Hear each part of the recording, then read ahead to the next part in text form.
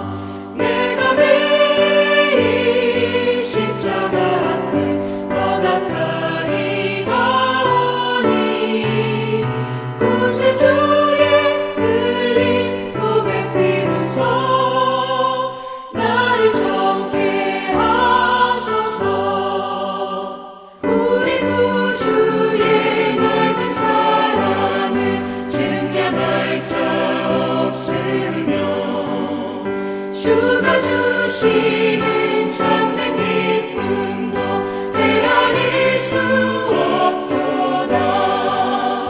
내가 매일 십자가 앞에 더 가까이 가오니 구세주의 흘린 고백 비로소 나를 정케 하소서.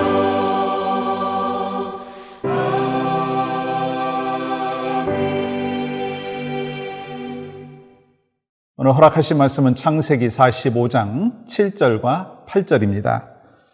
하나님이 큰 구원으로 당신들의 생명을 보존하고 당신들의 후손을 세상에 두시려고 나를 당신들보다 먼저 보내셨나니 그런즉 나를 이리로 보낸 이는 당신들이 아니요 하나님이시라.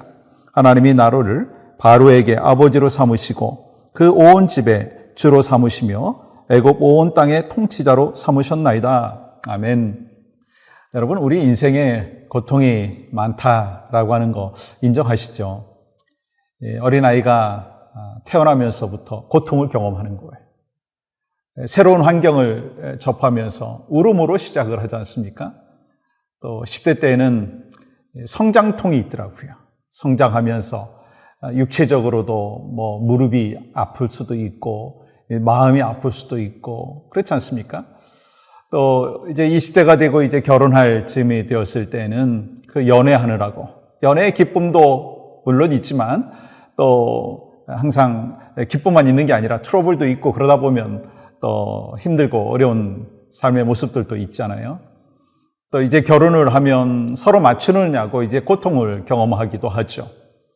또 자녀 낳고 이제 먹고 살기 위해서 고통도 있고 그러면서 또한 자녀들은 공부하느라고 힘들고 또 노년이 되었을 때 우리 성도들 이렇게 지켜보면 여러 가지 이제 육신의 아픔들이 다가오고 병원 다니시고 그러면서 여러 가지 고통들이 있는 것이 사실 우리의 삶의 현실 가운데 있습니다. 근데 이러한 고통이 있을 때 사람들이 이렇게 말합니다. 견뎌라. 세월이 약이다. 그렇게 얘기합니다. 그리고 세상은요, 그 고통을 피할 수 있으면 피하라 라고 얘기합니다. 근데 성경은 뭐라고 말씀하시느냐는 거예요. 하나님께서 뭐라고 말씀하시느냐는 거예요. 성경은 이 고통을 그냥 견디라고 말씀하지 아니하시고 고통 가운데 하나님의 비밀을 발견하라 라고 말씀하시는 거예요. 우리가 육신의 아픔과 어려움을 경험하든지 또 환경 속에서 어려움을 발견하든지 요즘과 같이 코비드-19의 이 상황이 거진 2년 가까이 돼가고 있는 이 상황 속에서 이 하나님의 뜻이 무엇인가, 하나님의 비밀이 무엇인가라고 하는 것을 발견하는 것이 여러분과 저에게 맡겨주신 하나님의 뜻이다라고 하는 것입니다. 왜냐하면 그 고통 속에서 하나님의 비밀이 있기 때문인 거예요. 요셉은 하나님 안에서 자신이 고통을 당하고 있다라고 하는 것을 알고 있었습니다. 그래서 요셉은요, 애굽의 총리가 된 후에 형들 앞에서 이렇게 고백을 하죠. 7절 말씀 보시면 하나님이 큰 구원으로 당신들의 생명을 보존하고 당신들의 후손을 세상에 두시려고 나를 당신들보다 먼저 보내셨나니. 그럼 이 7절의 말씀에서 중요한 단어 하나가 있더라고요. 주어가 뭐냐 하는 거예요. 하나님이라고 하는 거예요. 하나님이 요셉의 그 고난 가운데에서도 주권자이셨다라고 하는 것을 고백하는 거잖아요. 또한 8절 요셉은 이렇게 고백합니다. 그런즉 나를 이리로 보낸 이는 당신들이 아니요 하나님이시라. 하나님이 나를 바로에게 아버지로 삼으시고 그 온 집의 주로 삼으시며 애굽 온 땅의 통치자로 삼으셨나이다. 우리는요 이 요셉의 말에서 원망과 불평을 발견할 수가 없잖아요.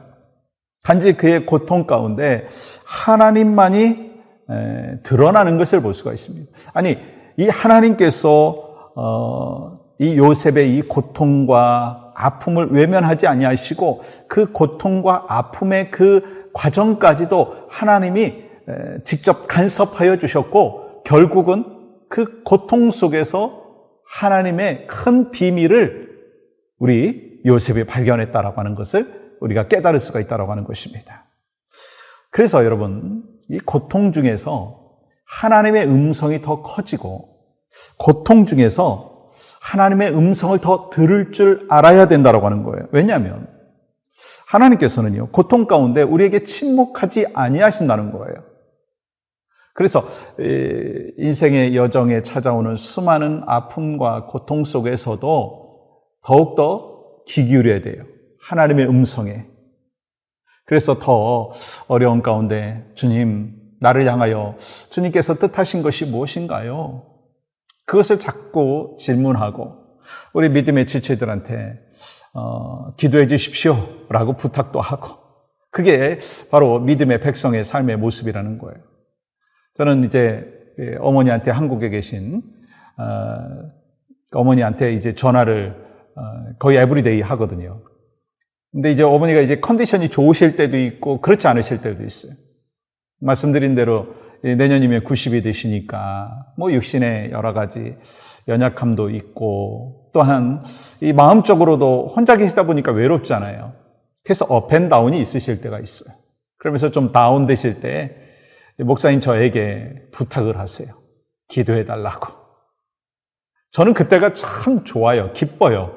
왜냐하면 내가 우리 어머니가 한국에 혼자 외롭게 계신데 어머니를 위해서 내가 기도해 드릴 수 있다라고 하는 거 얼마나 아들로서 브레싱인가라고 하는 생각을 가져봅니다. 여러분 그렇잖아요. 마찬가지예요. 우리가 신앙생활을 하다가 보면 인생의 고통, 다운될 때가 있어요. 또 기쁨, 업이 될 때가 있습니다. 근데 업이 될 때 주님 앞에 찬양하고 감사하고 간증하고 또한 다운이 되었을 때 정말 하나님의 음성을 듣기 위하여 또 말씀의 강가로 더 나아가야 되는 것이 우리의 삶의 모습이고 또한 거기서 끝나는 것이 아니라 정말 믿음의 동역자한테 저한테 전화 주세요. 목사님 저 위해서 기도해 주세요. 라고 하면 얼마나 이 믿음의 신앙의 여정 가운데 서로 격려가 되고 위로가 되고 또 그 속에서 하나님의 뜻을 발견할 수가 있겠습니까? 그래서 저희 어머니한테 그렇게 함께 기도하고 나면 컨디션이요 다음날 확 달라지시더라고요. 이 하나님이 역사하여 주셨다고 저는 믿습니다. 우리의 삶 가운데도 그런 모습이 있기를 원합니다. 그래서 이 요셉도 정말 이 고통과 어려움을 경험한 후에 이런 고백을 하잖아요. 창세기 50장 20절 말씀 보세요. 당신들은 나를 해하려 하였으나 하나님은 그것을 선으로 바꾸사. 이 고통과 하나님과 연결시켜 놓는 것을 보게 됩니다. 그러면서 합력하여 선을 이루시는 하나님을 고백하고 있다라고 하는 거예요. 그래서 요셉처럼 당신들은 나를 해하려고 하였지만 하나님은 그것을 선으로 바꾸셨습니다 라고 하는 고백이 여러분과 저희 고백이 되었으면 좋겠고요. 욥이 어떻게 고백합니까? 그가 나를 단련한 후에 내가 정금같이 나오리라. 여러분 이것이 바로 여러분과 저의 고통 속에서 발견하는 하나님의 뜻과 하나님의 섭리인 것을 분명히 기억하기를 소망합니다. 여러분 아시잖아요. 예수님의 십자가 거기서 끝나지 않았습니다. 십자가는 고통이고 아픔이지만 십자가 후에 우리 주님이 부활하셨잖아요. 여러분과 저에게도 마찬가지. 우리는 굴을 지나가는 존재가 아니라 터널을 지나가는 존재잖아요. 터널은 언젠가 밝은 햇빛을 볼 수 있는 터널 끝이 있다는 것을 우리가 기억합니다. 오늘도 고통 중에 시선을 하나님의 뜻에 포커스하기를 원하고요. 또 하나님의 인도하심의 손길이 무엇인지를 또 발견할 수 있는 여러분과 저가 되기를 간절히 소망합니다. 그래야 하면서 우리가 교회를 위해서 기도했으면 좋겠어요. 예수 그리스도의 사랑으로 기쁨이 넘치는 교회 되게 하여 주시옵소서. 기뻐하는 사람과 함께 기뻐하고 슬퍼하는 사람과 함께 울어주는 교회가 될 수 있도록 도우시옵소서. 또 다음 세대를 세우고 준비하는 교회가 되게 하여 주시옵소서. 우리가 함께 합심하여 또 기도하며 또 하나님 앞에 나아가는 모두가 되기를 간절히 소망합니다. 하나님 감사합니다. 오늘 또 말씀 속에서 주님의 인도하심과 섭리를 발견하게 하시고 또 교회를 위해서 기도하고 또 고통 속에서도 하나님의 뜻과 비밀을 발견하는 우리 모든 성도들 되게 하여 주시옵소서. 예수님의 이름으로 기도하옵나이다. 아멘.